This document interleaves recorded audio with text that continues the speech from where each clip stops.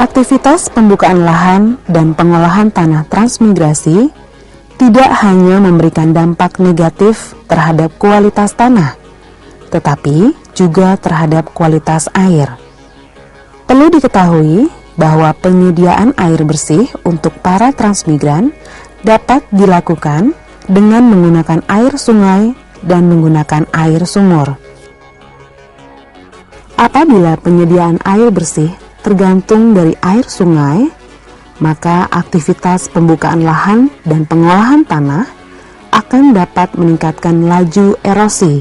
Lumpur tanah yang tererosi akan meresap ke dalam badan air, sehingga air yang semula berwarna bening akan menjadi keruh dan tidak layak untuk diminum. Dampak yang diakibatkan dalam hal ini tergolong sebagai dampak negatif. Pembukaan dan pengolahan lahan juga akan mengakibatkan dampak terhadap lingkungan biologi. Parameter yang digunakan untuk memperkirakan terjadinya dampak terhadap lingkungan biologi yaitu vegetasi, satwa yang dilindungi, dan satwa yang mempunyai potensi untuk menjadi hama. Sistem dengan cara tebang habis dalam pembukaan lahan ini akan menghilangkan seluruh vegetasi penutup tanah.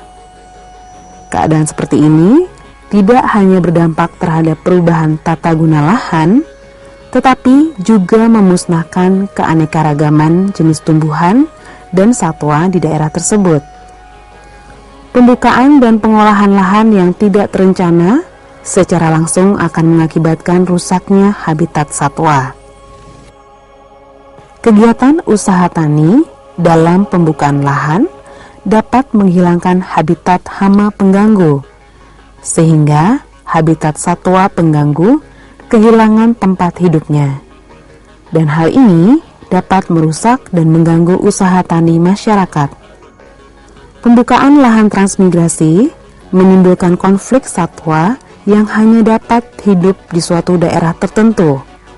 Misalnya, gajah yang selalu melakukan migrasi tahunan melintasi daerah tertentu. Apabila habitatnya terganggu, maka gajah dapat menjadi hama bagi lahan transmigrasi. Di samping itu, rusaknya habitat gajah juga akan mengakibatkan terancamnya eksistensi satwa langka tersebut. Pembukaan lahan dan pengolahan tanah oleh transmigran berdampak juga terhadap kondisi-kondisi lingkungan sosial. Dampak nyata yang dapat dilihat yaitu kerusakan yang terjadi pada unsur hara. Hal ini menuntut adanya aktivitas rehabilitasi untuk memulihkan kualitas kesuburan tanah.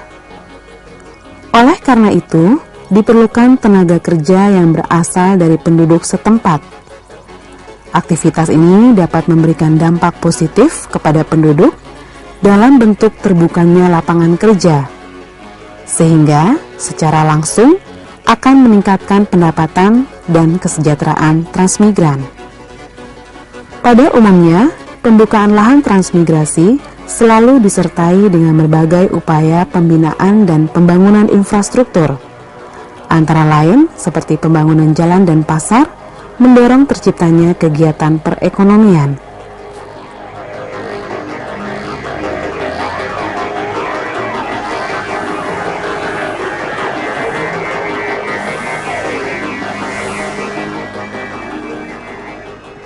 Saudara mahasiswa, demikianlah program video penuntun buku materi pokok. Semoga penjelasan melalui program video ini dapat membantu Anda. Terima kasih atas perhatiannya, selamat belajar, dan semoga sukses.